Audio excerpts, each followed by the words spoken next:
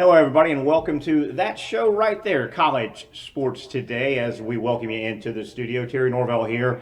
We've got what we think a pretty good show lined up for Friday. Thanks for hanging out with us. We appreciate that every single Monday and Friday as we come to you live on Mondays and Fridays at 11 a.m. here on College Sports Today. Let me show you the quick rundown. Pretty simple, but I think you're going to really enjoy it. A little bit later on the program, we will catch up with my buddy Trent Entorsia. He'll be in studio with me, our college baseball analyst. Trent played for Mississippi State on some of those great Mississippi State baseball teams. We will take a quick look, a long, extended look, I should say, at the road to Omaha. 16 teams are left. They're all on the road. It's a battle royal to get 8 of them all the way to Omaha, and then the fun really begins. We'll do that a little bit later in this show, but we'll kick things off with my buddy Brent Beard. You know him from our show over the years.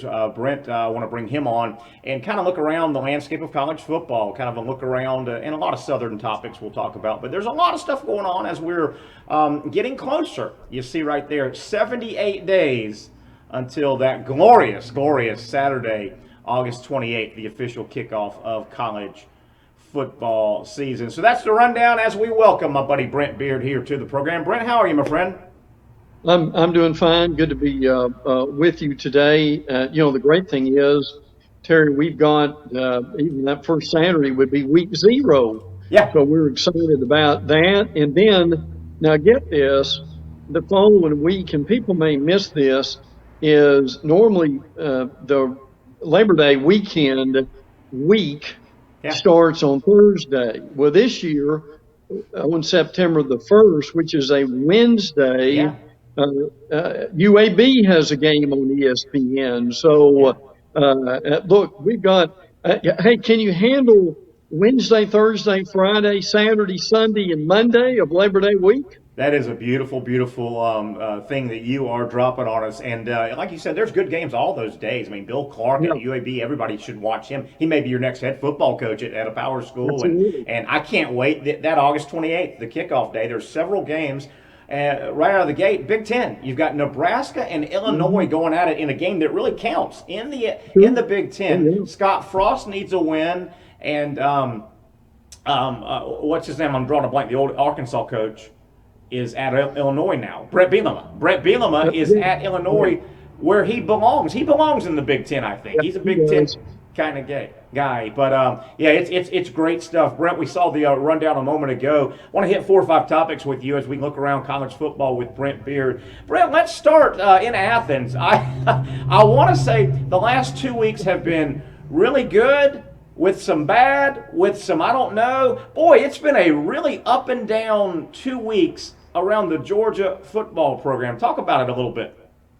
Well, as far as Georgia, Deron Branch, who's a defensive back, he has left the program. He's not in the transfer portal, so I guess he's in. If you're not in the transfer portal and you leave the program, are you just in limbo or purgatory? I'm not sure what the reality is. Oh, yeah, absolutely. Brandon Turnage, who left Alabama and transferred to Georgia, there's some issues there. We don't quite know what those are. There are a lot of rumors that once he got to Georgia that he was unhappy for some reason. Yeah. His coach, Michael Fair, who coached him in the Alabama, in Oxford, Alabama, said he's just going through some things. So we say this as to say we're not real sure if he's staying or if he's going somewhere else. And then obviously the big news for Georgia would be Eric Gilbert coming over, the tight end. He's got some academics he's got to deal with. And the other thing is Deron Kendrick, who comes over from Clemson.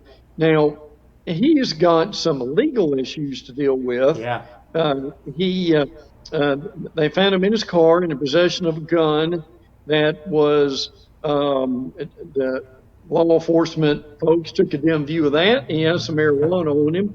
So that complicated things, to say the least. So they will have to deal with that. And look, Terry, the other red flag to me about Kendrick is when he was at Clemson, he was benched twice by Dabo Swinney. Yeah. I don't know what that means necessarily, but it does raise a few red flags there. So you're right. I mean, it's a kind of a mixed bag for the Dogs, who are predicted to be a playoff team Yeah. or on the verge of being a playoff team by both Lindy's and Athlon, two preseason magazines out now. I can't remember 2 weeks at one football program that the roller coaster. I mean, the fan base was ecstatic with former 5 stars Gilbert, the receiver, and Kendrick. But then you talk about Kendrick. It was reported as typical off-field issues that Kendrick, a 5-star cornerback that Georgia can use now by way of Clemson, he missed 2 games this past year. They benched him. He pretty much announced that at the end January he was not going back to Clemson. There's rumors about his grades are terrible. I don't, feel bad to throw that out, but there's a lot of smoke there. And then February, as you said, 3 a.m. in the morning, passed out behind on the driver's side of his girlfriend's car with a handgun in his lap, and they arrest him or question him and all, and he's got some illegal substance on him. So I mean, whoo, that's a lot to come over and put into your locker room. So getting the 2 5-stars is a high. They get them out of the portal for Georgia. Then you mentioned Turnage and the 2 DBs, the other DB, that it looks like they're gone. And the kid from Alabama, Turnage, if I'm pronouncing his name right, what you hear is when he transfer portal to Georgia, Georgia can use DBs.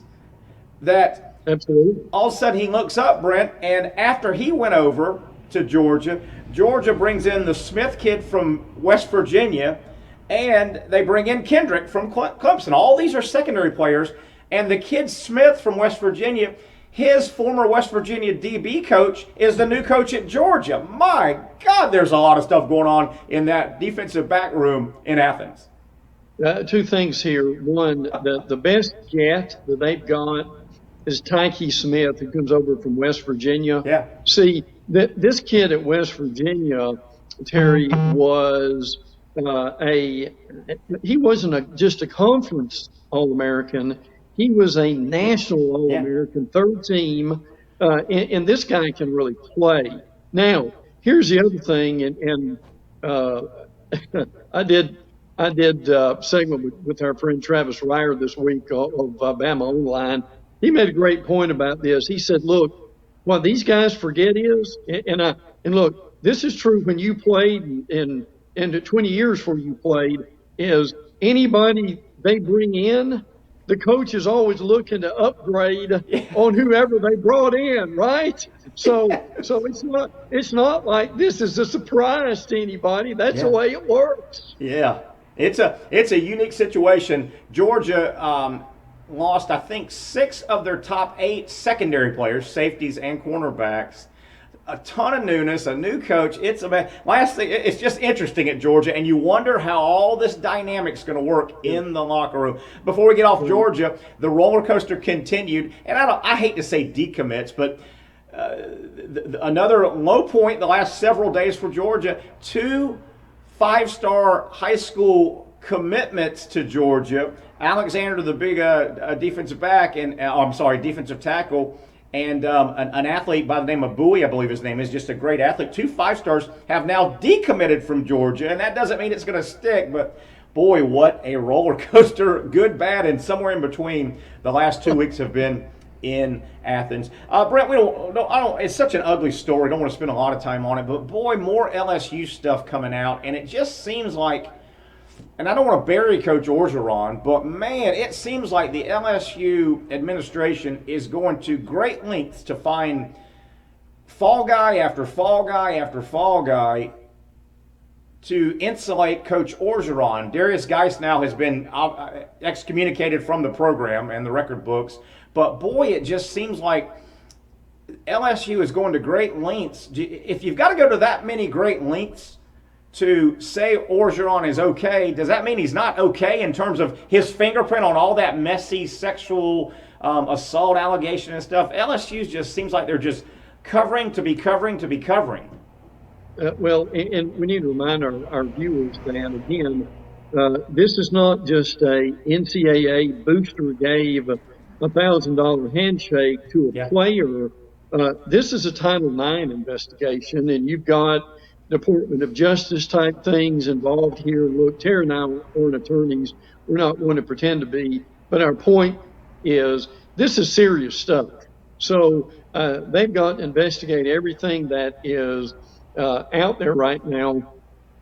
And this story came from USA Today a few months ago. And what they basically uncovered is there were at least 9 players involved with this, and they disciplined 2 of them and basically ignored 7 of them. Wow. So they're looking under those rocks to see what else is there. Now, a lot of people would tell you that Ed Orgeron, the head coach, is fine. Others will tell you, well, we just don't know. Yeah. And I think Terry and I can certainly say, we just don't know. Yeah. I mean, when you get into something as murky as this situation, you never really know who the fall guy is going to be. Now, on the field, Coventry Bradford, who's running back, he is transferring out. They've got a new offensive line coach in Brad Davis, who came over from Arkansas. He leaves Arkansas, Terry, and I think he doubled his salary going to LSU. In like 12 hours. Yeah, He was yeah, in Arkansas, yeah. and LSU's opening, they fired a guy and hired Brad like that. Davis, that's right. Yeah, that's a pretty good deal because we get one of those. Yeah. Now, look, I saw this. This is a stat this week that everybody needs to remember. LSU returns all starting offensive linemen and defensive linemen, and of those 9, 8 of them are seniors. Wow. Now look, the bottom line is Terry and I have been covering this league basically since we came out of the womb, and this is I don't care how we complicate this league, Terry. It's a Yeah. line of scrimmage league, is it not? Yes, it And is. when you've got 8 senior linemen, is there any wonder why some people are saying that LSU instead of A&M could be the Yeah. runner-up to Alabama in the Western Division? Man, it's hard to get that mature on the offensive line in this day and age with guys that they get a couple pats on the back and they're going to the NFL early. And hard to get that experienced on the offensive line. So LSU, a lot like Georgia, man, up and down and serious stuff off the field. And it looks like they got some talent. They got some holes. They got some questions. And, the SEC, it never stops. Brent, a few minutes here talking some college football with Brent Beard, doing a lap around kind of what's going on as we're 78 days away from college football. We're getting there. A little bit later, don't go anywhere. We'll catch up with Trenton Torsia, our college baseball expert. We are going to take a deep dive into these super regionals. That'll come up in a few moments. Speaking of a few moments, let's spend a few moments on the. Let me do this. Here's the College Football Playoff Committee. They are so proud. They're about to announce, hey, they're about to come out with all their findings, Brent. The playoff committee now is about to go public and say, here's what we found with regard to studying, should we expand the college football playoff? Yes, you should. We put 27 months into this as a committee, discussing it, 27 months, and we looked at 63 different options. There shouldn't be 63 different options. Brent, they're so proud they're about to come out, and it looks like they're going to work off the number 12 in terms of the expansion, but these guys kill me. They've killed me for 35 years, you as well. They think running college football is harder than Middle East peace over there. What do you make of all this? Here they come. I think what's interesting about this is that something they would never admit, that they have actually been looking and working on this for a couple of years. And they've been steadfast about, no, we're not going to make any changes and so forth. But look, they have come to the reality to where they know that they've got to make a change. Now, what Terry is talking about is Pete Thamel came out with an article this week that said that the powers to be may be closer to going to 12 instead of settling on 8.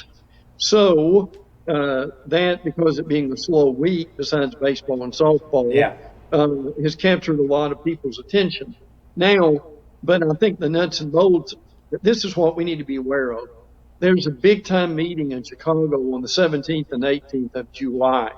That this, frankly, is the weekend before SEC Media Days begin, and that you will have some of the principals that will be involved with this. Now, this goes through several committees, and they've still got to meet with a group of 11 presidents and chancellors.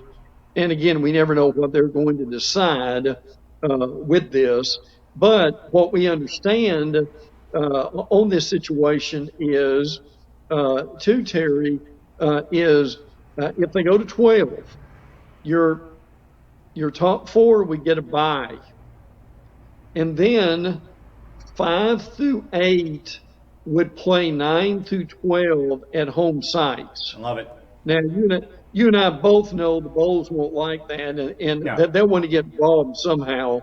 And the thing that people need to realize is the Bowls are going to be fine, folks. That's the reality of it. No discussion of TV money yet. We know that's going to be exorbitant. But as we've talked before, ESPN will have first right of refusal. Now, Terry, I don't think ESPN's going to refuse anything to you. They Yes. know. I think they know how important. Yeah, let this us think is. about that. Hey, College Football Playoff Committee, this is ESPN. We'll get back to you. We're seriously thinking about taking that playoff, that expanded playoff. Right. Now, the thing we've also got to keep in mind is we've got some new commissioners. You've got Kevin Warren with the Big Ten, who frankly should have been replaced after last summer and the fiasco that he warranted. And then you've got Jim Phillips of the ACC, and the Pac-12 has a new commissioner. Yeah, Kliakov. Kliakov, young man. And we should be able to pronounce that correctly by the end of the year. Yes. But Terry, you can see with the 3 rookies there how Greg Sankey would be the big man on campus in that room when that goes on. So I think the point is, it's exciting to look at this. It's exciting to talk about it. It's exciting that it's going to expand. But people need to know that you still don't know what's coming out of these committees and what these chancellors and presidents are going to agree on. I still think, Terry, and I give Matt Hayes, our friend, credit for this. He came out with an article probably about 2 months ago that said what he's hearing is it may be incrementally to either 6 or 8. But the thing that Thamel is saying with this, and Andy Staples and Thamel did an article a couple of weeks ago that they originally mentioned 12 about 2 months ago, and their thought process is the principals involved have told them in private that they may go to 12 because, frankly, they're tired of dealing with this. Yeah. They want to go ahead and expand it to 12 and leave it there for about another 12 years or the length of the contract, and not have to come back and address this every 4 years. Makes a lot of sense. 4 years from now, they would be looking, gosh, should we bump this thing up from 6? I wrote real quick. We got 2 more topics, real quick topics, but I wrote Matt Hayes' name down as you were talking about this because I think he was the first guy that laughed. You remember it was like 3 years ago, the College Football Playoff Committee, nope, we're staying at 4. 4 is where we're at. 4 is it. We're not budging. 4, 4, 4. All of a sudden, everybody needs money. The pandemic rolls through, and everybody's hemorrhaged money. Hey, man, we're going to expand this bad boy. I heard Matt say that first, and I wanted to give him credit. I thought that was hilarious. Brent, final 2 topics as we finish up a little college football talk with Brent Beard before we take a break and come back with a lot of college baseball talk with our college baseball analyst, Trent Intorsia. Nick Saban in Alabama announced that Coach Saban and the school have decided to extend by, I think, 8 years through 2028 Coach Saban's contract. Is that a recruiting move? Does anybody think he's going to coach another 8 years through 2028? Is that kind of a recruiting move to let the next class say, hey, he's going to be here? What do you make of that real quick?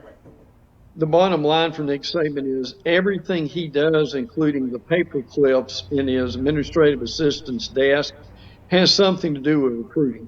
So they wanted to get this out to tell people that he's ending his career at some point in Alabama. Now, look, he's going to be 70 in Halloween, and I'm just telling you, when I'm 70, I hope I have that much hair. He's I a hope young my 70. stomach's not flat, and more than anything else, I hope he has his energy. Yeah. So now look, here's the thing with Saban. Here's a clue as to when he's leaving. When he has a couple of recruiting classes that are ranked number 10 or 12 Yeah. instead of number one or number two, that will let you know that it won't be long until he's probably gone. But listen, they signed a home and home with Oklahoma State around the time that his contract ends. And I'm just telling you, I will not be at all surprised if both he and Gundy, Mike Gundy of Oklahoma State, are still on the sidelines in 2028. I think that's very possible. Look, will he coach to 80? No, I don't think he's going to coach to 80. But I can tell you, Terry, as long as his health is good and he maintains his energy level, he'll easily Yeah. coach minimum of another 5 years. He is a young 72, mentally, He is. physically, young 70. Real quick before we get our final topic and get Brent out of here, I want to always remind all the good folks that are listening and follow our show on all the different podcast platforms. Our show, College Sports Today, we're on all the leading podcasts. I think we're on 15 of the podcast platforms. You folks, thank you very much for following the show via the podcast. Remember now, we also need you folks to subscribe to our YouTube channel, College Sports Today YouTube channel, and also follow us here on Facebook. Just go to Facebook and put in College Sports Today. That's for all you podcasters. Sometimes you can catch us on the streaming format, and we, of course, appreciate everything you do as podcast followers of College Sports Day. Last thing, University of Florida off season. I know it can change here and there, but gosh, it just feels like there's some good vibes coming out of Gainesville. They just had a big final beam celebration as they put the final beam in for their the skeletal structure of the football only complex is now in place. So now it's about a year from now it should be open, but boy, Dan Mullen and a lot of the Florida people, Mullen was just giddy the other day. He says this, once completed, the locker room will be second to none for our student athletes, and some feel good. It looks like Florida has got a little momentum on the recruiting trail. I know that can end in a day or two, but it kind of feels fresh over there around the Florida football program. Yeah, they need that right now, particularly with a lot of people thinking that this will not be a good football year. And what we mean by that is could it be 9-3 or 8-4? I'm not saying that's going to happen, but there's still too much mystery going on, particularly at the quarterback spot. But yeah, Florida's made a real big deal, and I don't blame them. Out of showing the construction, they've got Dan Mullen in a hard hat walking around, looking at the building. But look, you and I've talked about this for years. People are going to say, well, now why are they spending all that money on these buildings? Look, folks, you got to do it. It's just keeping up with the Joneses. And I'm telling you, what is that's a great example of what Florida and every other school has to do, and that they're Yeah. going to build bigger and better buildings. It's not going to stop. That's just the way that it is. But that is going to be important to be able to do that. And I'll tell you one thing, and I'm going to transition a little bit over to your baseball thing here. People may not realize this, and I was a little bit surprised even with this. There are amazing amount of schools now for, I don't mean football, I mean baseball. They have indoor facilities, Yeah. and that is you can talk about when that started, but that's a big deal. And I'll tell you this, Terry, that that Notre Dame Mississippi State series Yeah. and that LSU Tennessee series. If you want to have some appointment television Yeah. this weekend, those are two super regionals you need to watch, right? That is some great segue right there, my man, as we are going to take a break. And then on the other side, we're going to get deep into the road to Omaha. 16 left. 6 of the 16 teams that are still playing college baseball are from the SEC. It could play out where 5 make the Yeah, field in yeah. Omaha. You can't have all 6 because, as you said, LSU and Tennessee play, but everybody else could win their super regional. You could have 5 of the 8. Let's root for that. Brent, as always, great stuff. We got to do it several more times as 78 days away and counting. We're getting there, my man. Thanks for your time again, as always. Always a pleasure, Terry. Take care. It's my buddy Brent Beard. We'll take a quick break, come back, talk college baseball with Trenton Torsia on the other side.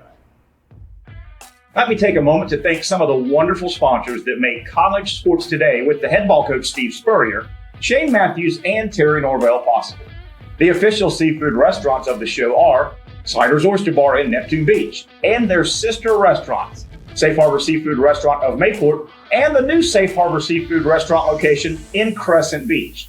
The next time you crave the best seafood, the freshest seafood on the Northeast Florida coast, make sure you visit Safe Harbor Seafood Restaurant in Mayport, Sliders Oyster Bar in Neptune Beach, and Safe Harbor Seafood Restaurant in Crescent Beach, the official seafood restaurants of college sports today. All-American Roll-Off and Recycling, serving your construction job and demolition project needs among their many other services.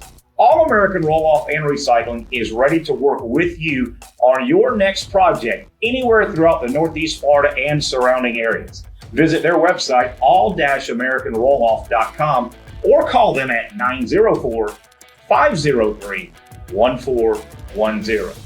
Campus USA Credit Union. Find out what over 100,000 members already know. Visit a Campus USA Credit Union today and find out how they can work for you financially.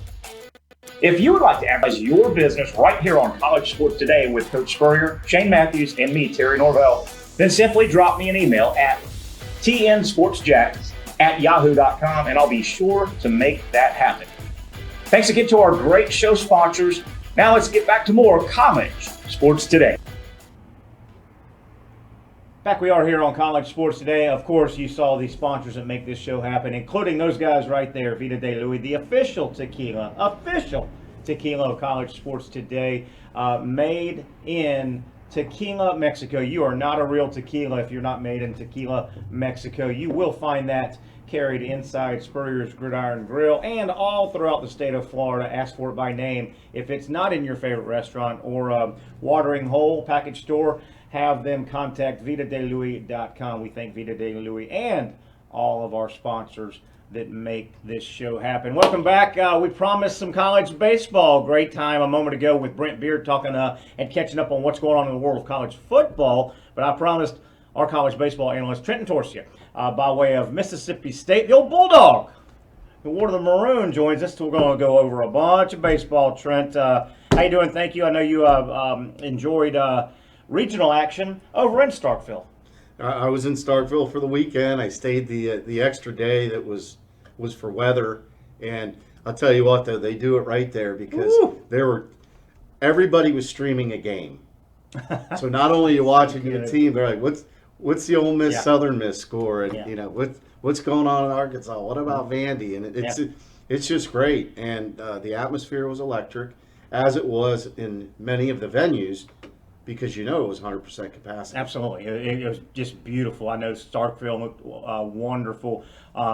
Fayetteville was off the chain, just off the chart. That crowd in Fayetteville is just unbelievable. Now, they've been number one ranked most of the year, and they're excited, and they were so close to a national title a couple years ago. But the crowds. Real quick, we've got a lot to cover. We'll talk some coaching, moving and not moving, things going on.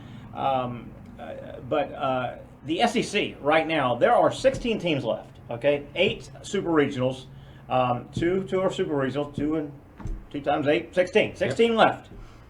6 of them are in the SEC schools. There's a chance if everything played right, 5 could move to Omaha. You've got 1 super regional where 2 SEC teams are playing, LSU and Tennessee. Everybody else could go. Well, that's one guarantee right there. One guarantee. Yep. So you could have, it's unbelievable. It's unbelievable. Now, you got to go win the damn thing. Right. You got, it gets hard now to get 2 wins now. Mm-hmm. But very impressive right now, and we expected the SEC and then the SEC West. 4 of those 6 are out of the West. Which is it just speaks to the season. Yeah. How you said. Remember at one point, the top 5 teams, 1 through 5, were SEC. So you go, the good news is you're ranked 5th in the country. The bad news is you're ranked Yeah. fifth in the SEC. Yes. How about that? So, obviously, in our part of the neck of the woods of the country, we're rooting for the SEC schools. I'm not sure where everybody's watching, but of course, we're in the southern portion of the country, so we really pay attention to SEC and ACC. Coaching movement in and around college baseball. Jim Schlossnagle surprised me. Big time coach, by the way, by way of TCU. He takes and gets hired by Texas A&M. I thought that was a great hire. I didn't realize he's only 50. He's been around at a high level for a long time. I thought a great hire by A&M. Kind of, submarined everybody. It slid in under the radar because you weren't even hearing his name. And he was at TCU for 18 Long seasons. time. Yeah, that's kind of why I thought he was, long in the tooth. He's a young 50, Schlossnagle, and he's taken TCU deep into Omaha many times. Good hire by A&M. Great hire. A&M, we know they have money. They've got great facilities. Mm-hmm. And, oh, by the way, they're in the SEC West. So that just, they weren't really a factor this year. They won some games, but in the end, they weren't knocking anybody off.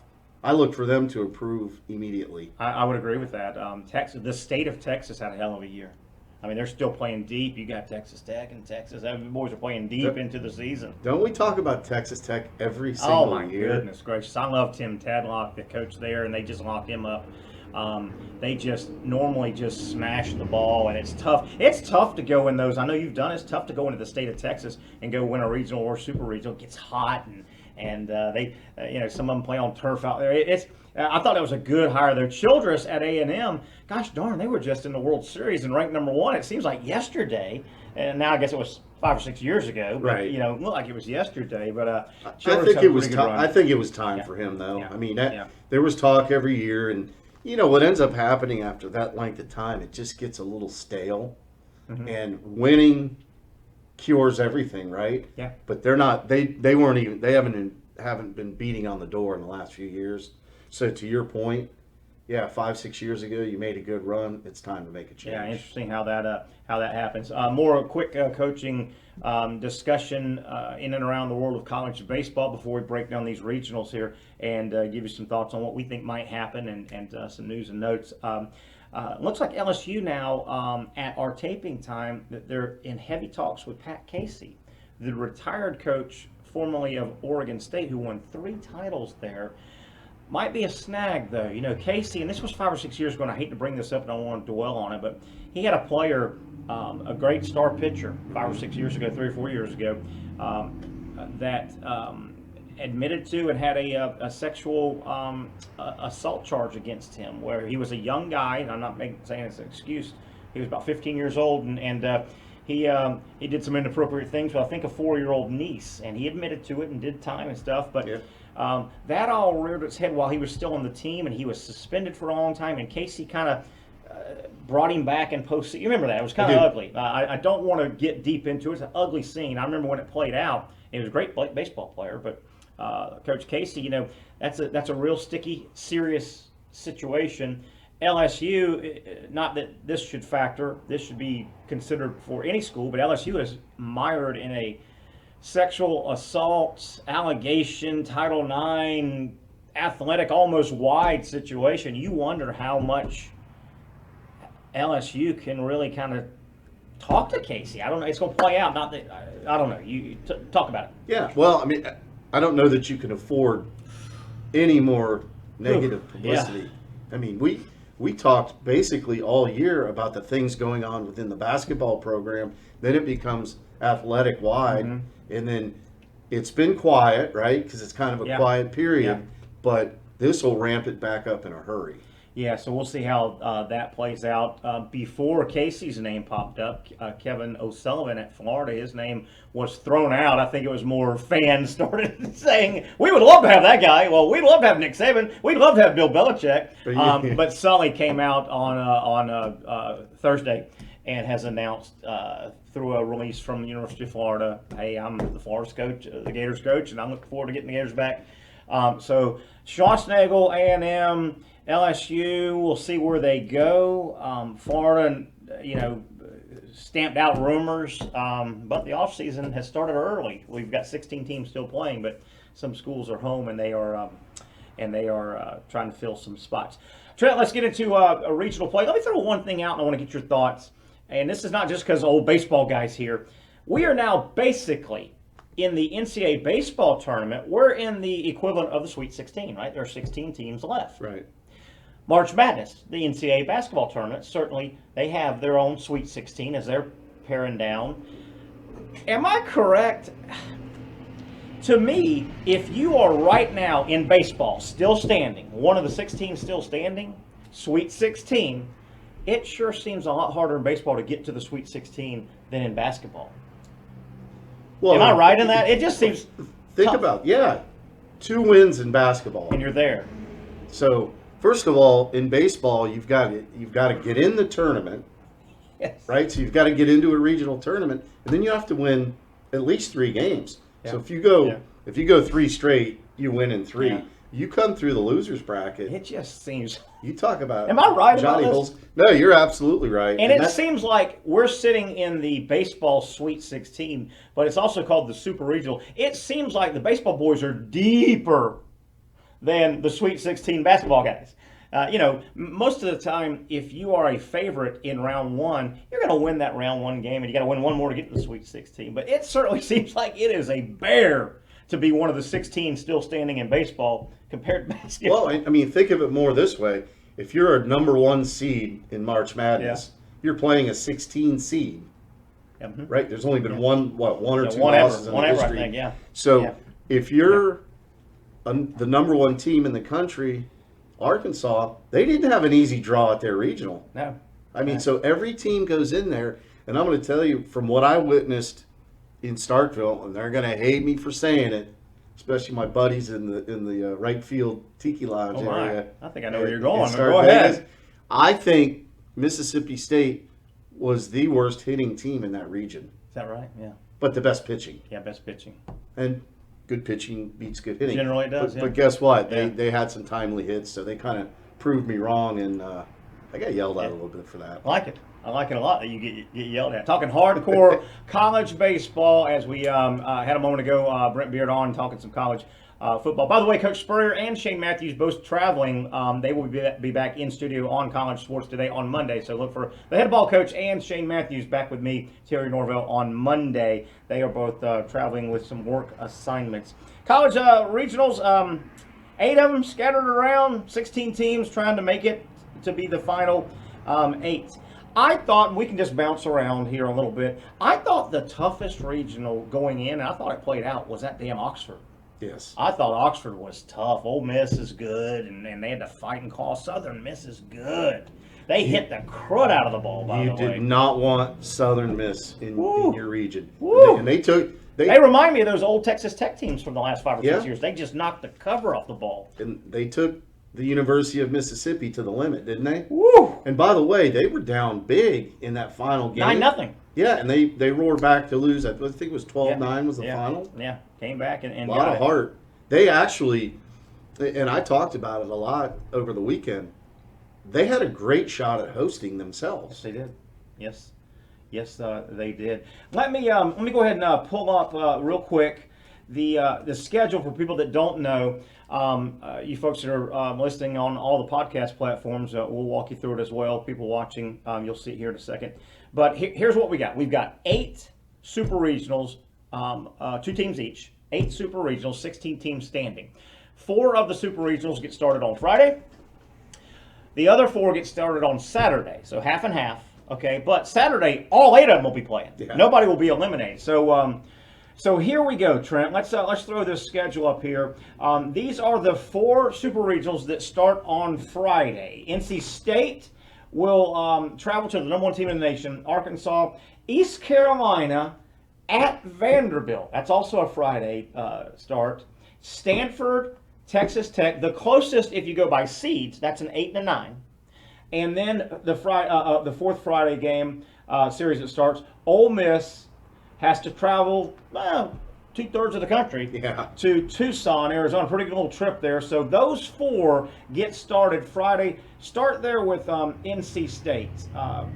Tough spot. They're still playing. That's what matters. But a tough spot to go into. You got to take 2 of 3 in that environment against that team. Yeah, and nobody's been able to do it. That's far and away, Terry. I've said it from the beginning of the You season. have, man. Arkansas is clear and away the best team in the country. They are in the top 5 in every category Yeah. you can measure. Mm-hmm. Defense, offense, pitching, all of it. They got pushed a little bit. It was good to see them get pushed a little bit. They had to fight back, and they had to go to Cops early, and he went. He threw 1,000 pitches, Yes, I he think. did. No, But they got literally, pushed a little bit. yeah, literally, Cops threw 180 pitches Yeah. over the weekend. Yeah. Which is, it's a little reckless. Yeah, I it worries me a little bit because the guy's got I think a 10, 12 year in a Major League Baseball future if nothing goes wrong. He's a star. But the thing that Arkansas does that scares you is they never think they're out of a game. Never. I mean, remember, I saw them play Yeah. in Starkville. They got down early. Yeah. The next thing you know, they're up 2 or 3 runs late in the game, and they chip away. They Big really- home run. Arkansas really keeps the pressure on Yeah. you. They really do because you really, man, first half of the game, you better have a 6 or 7 spot up there somehow because it's going to be hard 9 innings to keep Arkansas from getting to 6 or 7. Right. You know, and I know I saw Florida handle them for 4 or 5 innings, but you just watching the game, if you're the opposing team or fan, you're like this. When are they going to explode? Yeah. And they all can hit it. They all can hit it. Arkansas should come out of that. Good solid year for NC State, though. They quietly, Notre Dame stole all the ACC thunder, and they should have, and they're still playing. But NC State went out and did their business. Staying with another one of the Friday games that will start the Super Regionals on Friday. Stanford, Texas Tech. Texas Tech will take on Stanford. Texas Tech has been known as a team that smashes the ball. Honesty compels me. I don't know a lot about Stanford. We just didn't. West Coast baseball, I thought, kind of bumped along this year. Nobody jumped out, and I think that kept the exposure down. Stanford, Texas Tech really hits it. Yeah, well, and the thing about Stanford is they were right on the cusp of being a national seed. Yes. So they're a solid team. Arizona's a solid team, but they both sort of snuck their way through the season. Yeah, they didn't really did. They and really Stanford crept up the polls as the season went on. Yes, they did. And then once they started conference play, there was heavy talk that they were going to sneak in that number 8 or number 7 national seed. I know when they were announcing the seeds, I thought Stanford might pop in there at 8. By the way, again, if you go by seeding, this should be a really good matchup. This is an 8-9. If this is basketball, that'd be one of those, oh boy, 8-9, flip a coin. Right. Stanford's the 9, traveling to the 8, Texas Tech.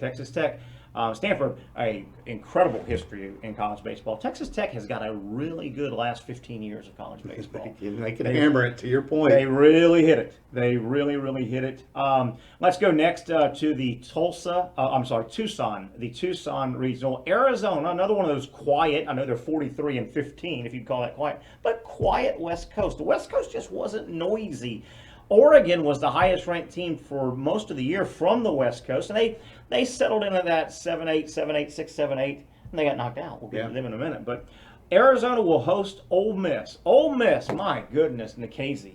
What a show he put on out of the pen. I know he got hit late out of the pen, but Nikhazy, the lefty for Ole Miss, now the ace of the staff because they lost their ace. Ole Miss, scrappy team, and they've got the Elko injury. And Ole Miss, though, that's a heck of a trip. It's a heck of a trip for the Rebels to go. They're the travel team on that. That's a long trip on the heels of a long region because they did have to play that the extra games with a loss. Excellent offensive team. Really are. So they're gonna score some runs, and Nikhazy's been the story. I mean, he threw. I forget the number. I had it written down. I can't find it, but he threw a lot of pitches over the weekend He as well. came out of the pen in the do or die game and got a couple innings under his belt. Now he just pitched 2 days ago. Do or die game against Southern Miss. Southern Miss touched him up at the end, and it closed to like 12-9. But Nikhazy just put on a show. You're right. Ole Miss has got a little attitude about them. They're tough. That's going to be a tough trip though, going out to Arizona. Ole Miss 44-20 coming out of the big bad SEC, and the SEC can make your record not look gaudy. Right. And Arizona 43-15. It certainly seems like Arizona's playing their best ball the second half of the year. No question about it. I mean, that might be the best matchup series. Could be. Yeah. It could be. Our fourth and final Friday series that will get going in the Super Regionals. I love this one. You've got East Carolina, a seeded team. They came in at 13 in the top 16 seeds. They are at Vanderbilt. I think Vanderbilt's really good. Vanderbilt's tough at home. You may have more insight than I do. I don't know if Vanderbilt's home is considered a snake pit like Fayetteville and Oxford. It's a nice place and home advantage, but I think this has the makings to be a whale of a series. East Carolina, I heard this stat, you probably did as well. Right now, they sit number one in terms of most appearances in postseason play and getting into regionals and super regionals and not quite ever making it to Omaha. They've knocked. They've got a good program there. Yeah. Coach Godwin, everybody likes. I think East Carolina at Vandy is going to be a hell of a series. Well, the key to that, first of all, Vandy has the Whistler, so that's just annoying. Yeah. Oh, he's got a buddy too, so it's the Whistlers. And anyhow, He's famous. that aside, Infamous. they're not. It's not like playing in Fayetteville or Starkville, Oxford. Yeah. It's just not. But here, the key to beating Vandy, and you and I have talked about it all year. If you can take one of those first two games, they're vulnerable on Sunday. Yeah, they can be. But And by the way, Leiter isn't. Remember, yeah, at the beginning of the year, Yeah. the guy, he wasn't even giving up a hit, let alone No. a run. No. He's been touched up a little bit there Little bit. late in the season. little bit. But Vandy, East Carolina, that's one people that might not follow college baseball real tight this may go 2-0 and just get shot out of the water. But this thing could be Sunday. Johnny Holstaff and East Carolina is good. That Godwin, their coach, is a well thought of coach. This name gets bumped now for the big jobs. Mm-hmm. They've played good baseball. They've got good alumni from there. That's a good baseball. And they got nice program. facilities too Yes, they do. for a smaller school. Yeah, they hosted their regional, right? Yeah. They were a regional host. So that's the first four that will start the super regional action in baseball on Friday. 4 more will start on Saturday. We'll look to those real quick here in a second. Let me remind our folks that are listening to the show. We've got the podcast platforms. We appreciate any way you consume our show, College Sports Today, streaming by watching it or podcast by listening. Don't forget, you podcasters, though, make sure you at some point follow the show on Facebook, College Sports Today. Follow it. That way you'll get all the notifications, who's coming up, what we're doing with the show. And do the same thing if you can, you podcasters. Make sure you subscribe to our YouTube channel, College Sports Today, our YouTube channel. That will help us out. It helps us grow the show. Trenton Torch is here, Terry Norvell, halfway through some of the 8 regionals, super regionals, I should say.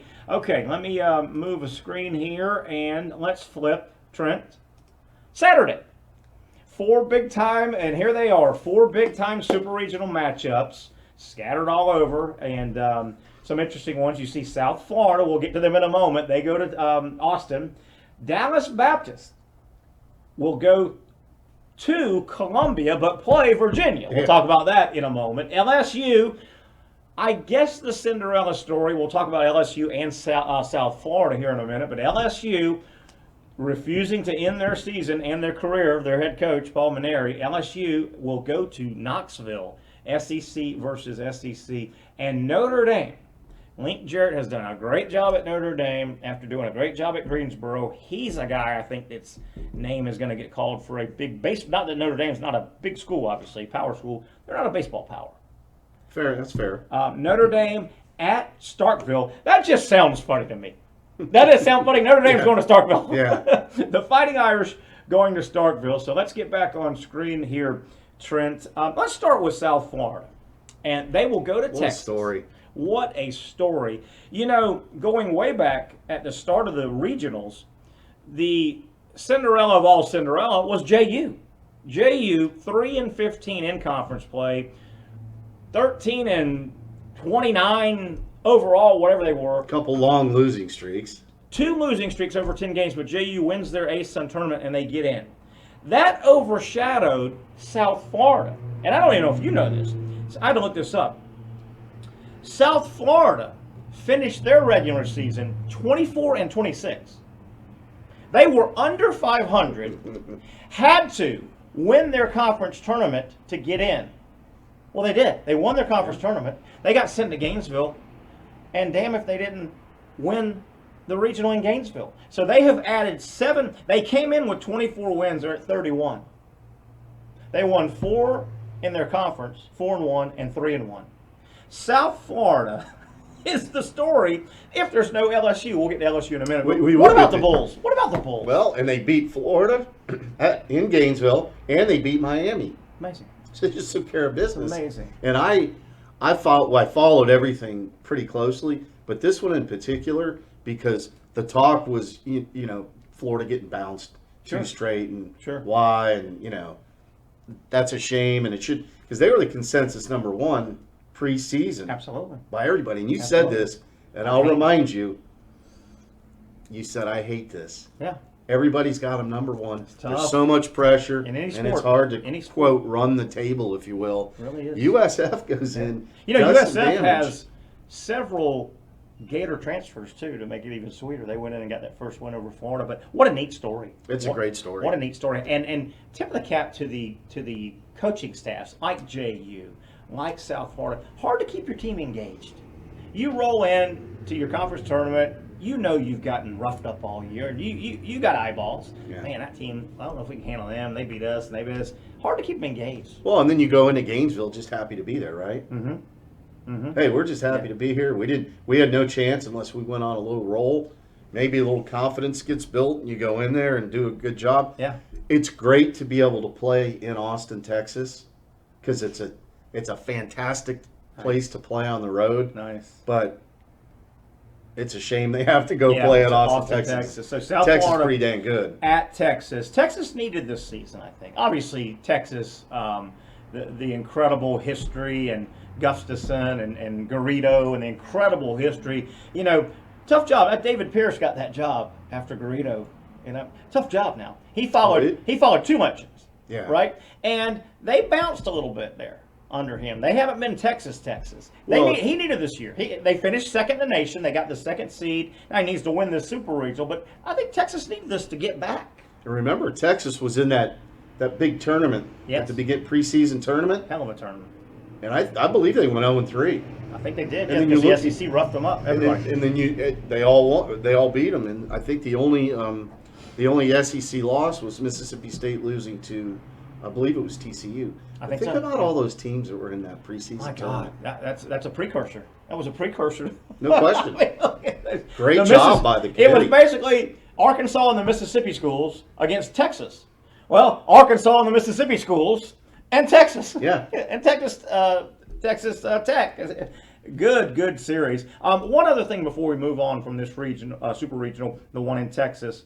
I hate to be the bearer of oh boy, but I'm going to be the bearer of oh boy. If you're Miami, think about this. If I went up to Gino DiMare, the Miami head coach, as they were en route to Gainesville, when they first showed up to Gainesville for the regional, if I told you, hey coach, hey Miami head baseball coach, here's the deal. You got sent to Gainesville. I know, it's tough to get out of there. Well, listen, I'm going to guarantee you're in Gainesville. You're one of 4 teams in Gainesville, but I'm going to guarantee you don't touch Florida at all. Okay, I like my chances. Miami got sent to Gainesville as one of 4 teams. Did not come close to playing Florida, the host team. That's generally a tough out in their own backyard. Miami didn't have to play Florida at all and didn't make it out of there. If you're Miami, you're going, oh. No disrespect to the other teams. No, but still. But if you're Miami, It was put up on a tee for you, basically. I don't know if you thought that through. I didn't think it through. Miami's got to say, we got sent to Gainesville, didn't have to wrestle Florida, the home team, and still didn't get out of there. Yeah. Ouch. Interesting. They'll be the darling. South Florida will be the darling, I think. That's a tough chore. Dallas Baptist, who's played good baseball the last decade. They play good baseball. Another Texas school. Sneaky team. So they are in the Super Regional. They go and face Virginia. And through a quirk, Trent, the game will be played, the series will be played where where Virginia was at, and they were the last team to advance because of weather. They were at the Columbia Regional, and weather kept pushing it back. That was the last one to wrap up. And they wrapped up on Tuesday. Yeah. Now, they open on Saturday, but Dallas Baptist will play Virginia. Virginia will be the home team, I guess, and they'll flop it around. The game is being played, the series, in Columbia, because you look up and say, hey, Dallas Baptist didn't know they had to potentially host a Super Regional. Virginia ODU, they had to play that final game late. Everybody got together, and NCAA said, hey, South Carolina, if we pay you, can you just host? You've already got the infrastructure. Virginia's already here. Why would Virginia go home late Tuesday, barely unpack, right? They have to travel Friday. They just said it's going to be smarter and more economical to stay in Columbia. It's weird, but it's probably the right decision. Yeah, I mean, the question is now, how big are the crowds going to be? That's the question. Yeah. Yeah, but that's why the NCAA, I don't know this, but I do know this. The NCAA went to South Carolina and said, hey, listen, y'all just hosted this tournament. Everybody is here. We're going to pay you $100,000. Will you be the host here? So the crowds, I don't think, will matter financially. The NCAA will stroke that. You know what I'm saying? Yeah. Nobody's going to lose. The NCAA is going to say thank you. Think about it. Virginia is playing ODU on Tuesday. Virginia has and can host Super Regionals. They're a big power. They've won a national title recently. Mm-hmm. They didn't know to start calling and making plans. It's Tuesday of Super Regional week, Saturday. Yeah. Dallas Baptist, I don't know if they're prepared to host a Super Regional, right? ODU could have beaten Virginia. ODU didn't even bid for a regional. Right. So I understand what the NCAA did. It's awkward. It's going to be weird. Dallas Baptist will play Virginia, best 2 out of 3, in Columbia, South Carolina. But that's the way it is. No, there's a lot of preparation that goes into Absolutely. that. And the preparation, because they put bids out there that basically says, we're guaranteeing X amount of revenue. And just logistics. There's the Well, that's financial the whole and the thing. logistics. Then you go, okay, we're granted a host. Now we've got a plan. And you can't plan. To your point, 48 hours to ramp that thing up. And again, even 72 hours. Again, man, Virginia, if Dallas Baptist did, it was just tough on Virginia. Yeah. That series got pushed to Tuesday. Remember, they first pitched at 9 a.m. because they had to get that game in. It got pushed and pushed and pushed. So Virginia, let's say they had to travel. Or even, just say Virginia, all their baseball people are there in South Carolina. They win, they have to traveled back, they have to go back to Charlottesville. That's going to be late Tuesday. They barely catch their breath, but then they got to start logisticking. We're hosting. Mm-hmm. And oh, by the way, the clock's ticking. Very smart move, I thought, by the NCAA in a tough situation. Virginia probably should win that. They've got the heritage, the tradition. Virginia hits the ball. I watch them a lot. They do hit. The Dallas Baptist scored a lot of runs. They did. In their regional.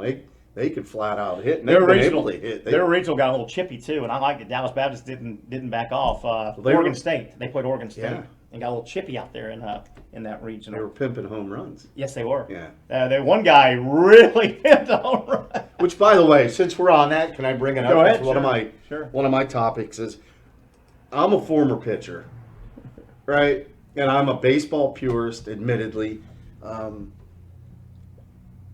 If somebody pimped me, it would be a problem. Yeah. As a pitcher, and or someone on my team, but I kind of like it, man. These umpires are not letting them pimp, though. What's your take on that? I don't like. There's a line. A little flip here, throwing it 20 feet in the air.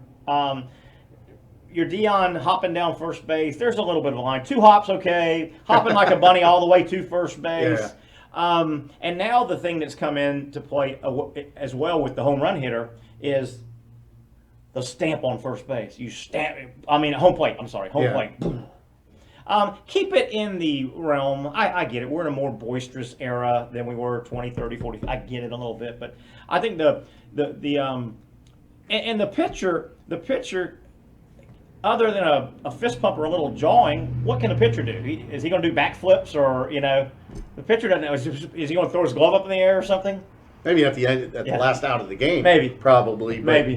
What do you, the problem is, a hitter can pimp a home run and come back and strike out the next time, and nobody They're not even going to think about it. Yeah. But if a pitcher pimps a strikeout and the next guy hits a home run, Interesting. that's talked about forever. That is interesting. 2 more to go here as we're talking college baseball with Trenton Torsia, the former Mississippi State pitcher who's played deep in postseason baseball in a lot of these venues. I'm Terry Norvell. Super Regionals get started Friday.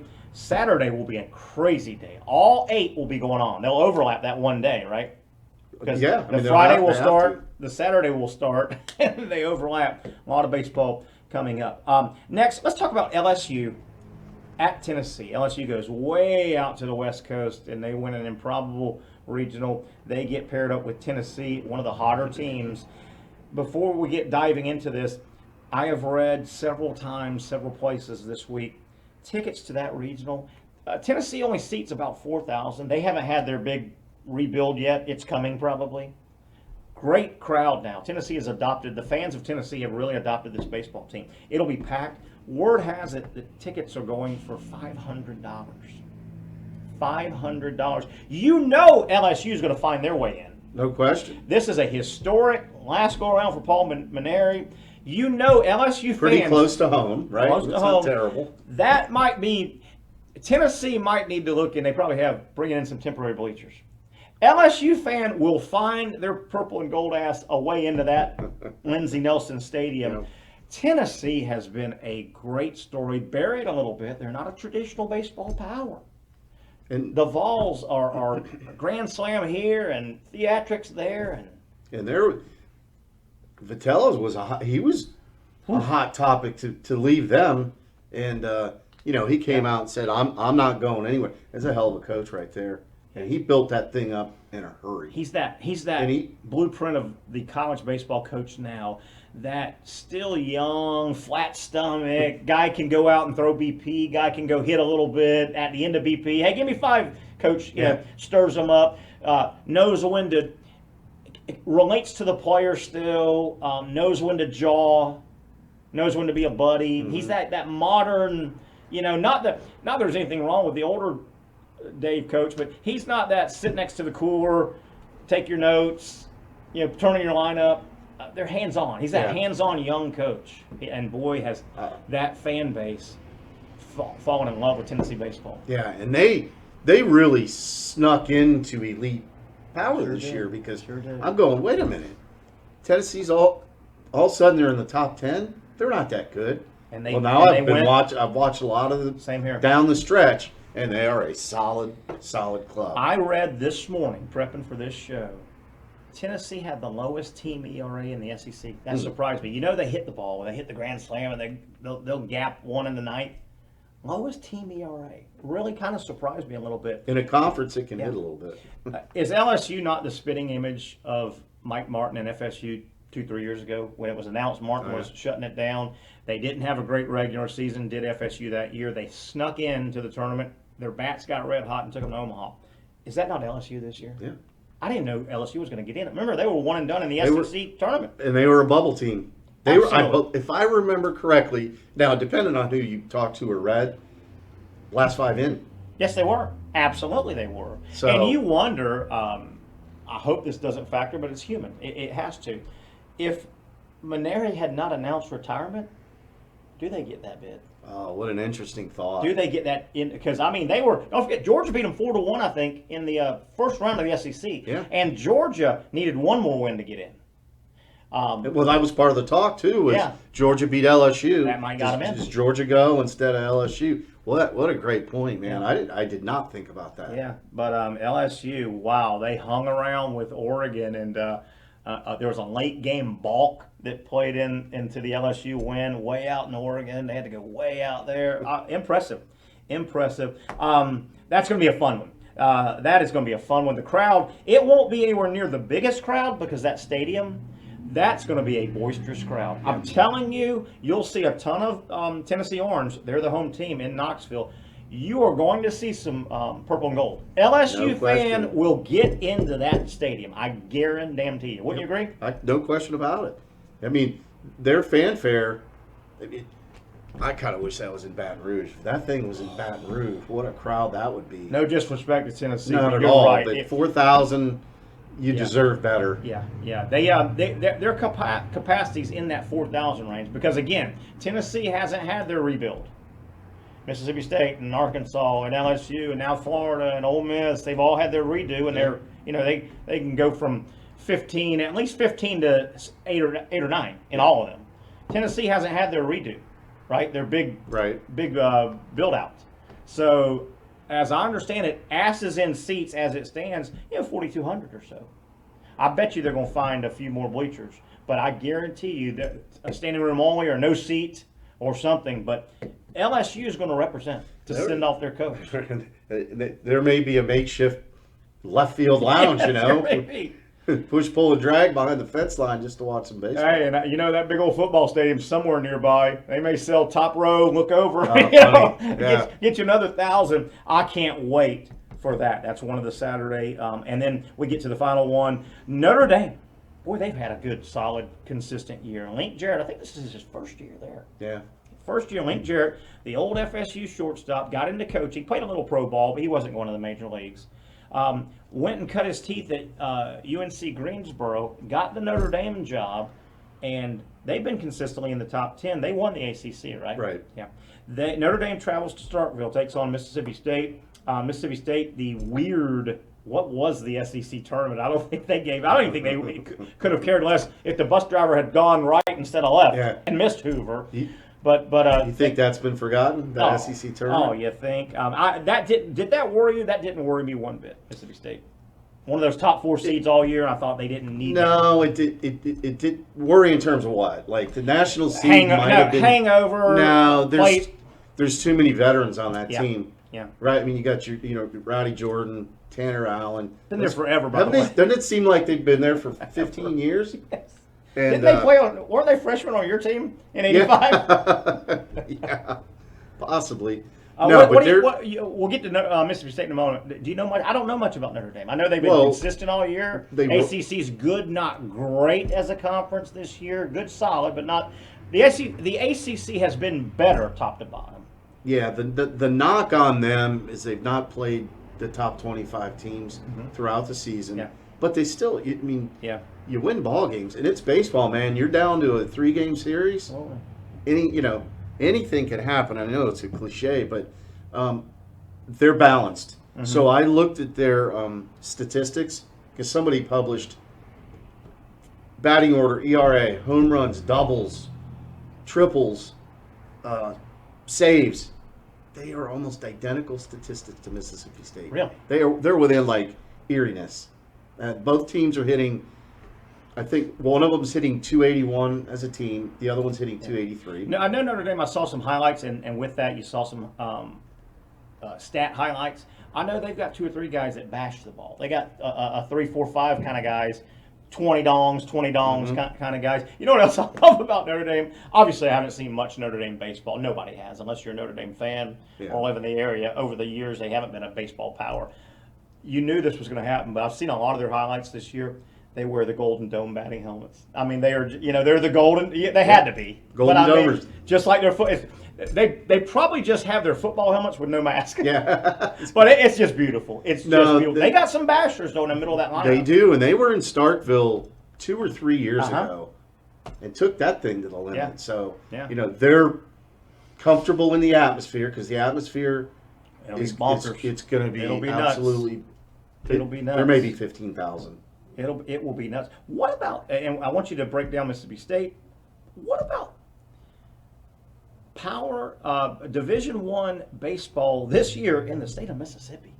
Goodness gracious! Mississippi State, Ole Miss, and nobody wanted anything to do with Southern Miss. And there was talk of that in Starkville last weekend. They said the thought process was the NCAA didn't want 3 major schools in the state of Mississippi to host a regional.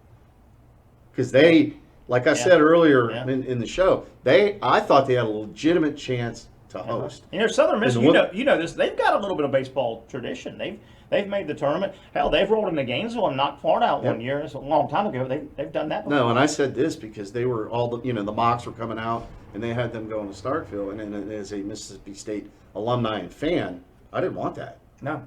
No, not at all. Mississippi State, where are they at? Fought through, got pushed a little bit in their regional. The SEC tournament's long gone. Didn't show up, didn't care. You said not the most offensive team out of Starkville in years. But they hit the Or ball. they do well, or they not do well? They had arguably one of the top to bottom, certainly the best relief pitching Oh, in college baseball. that's tough. And they've got The big man's two tough. high-end starters. Now, their Achilles has been their weekend starters have struggled at parts of the season. But their number 2, which through the first game, Bednar, Yeah, struggled, Mhm. but pitched well. yeah. So it's like, well, he still ended up striking out like 10 or 11 guys, and you're like, yeah, he didn't have a great game. Then you looked at the score, and it Yeah. was a 8-4 game, 8-4 win. And then McLeod goes the next day. The lefty that was the ace, supposed to be a first-round draft pick, he was lights out. I mean, they beat a Virginia Commonwealth team that had won 22 straight games. Probably didn't think they were. Now could you ever mentioned lose. Bednar, and you mentioned number 2 starter.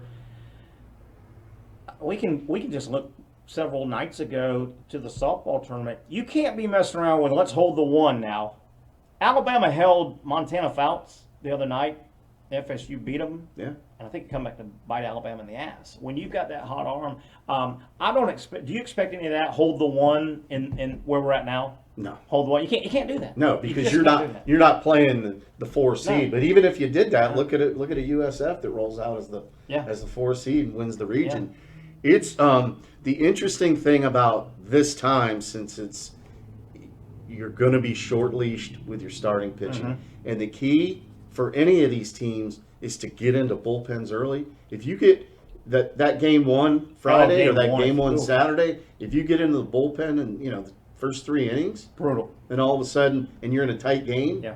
and you've got to run all your guys out there. Oh, brutal. Because what they don't do so much anymore in college baseball is short rest and max people out. Yeah. Now, Yeah. you can say that maybe Ole Miss did it with Nercasi and Yeah. Arkansas did it with Cops, but other than that, you didn't see any sort of risk. I think you're going to see a little more risk this weekend. There's a lot at stake. We're about to get out of here. Good job breaking down. I hope you guys have enjoyed. I know we've enjoyed talking all this baseball. Super Regionals get started Friday, and then the second half starts on Saturday. Just bouncing around some topics before we totally get out of here. Kevin Copps, his future in pro ball, starter.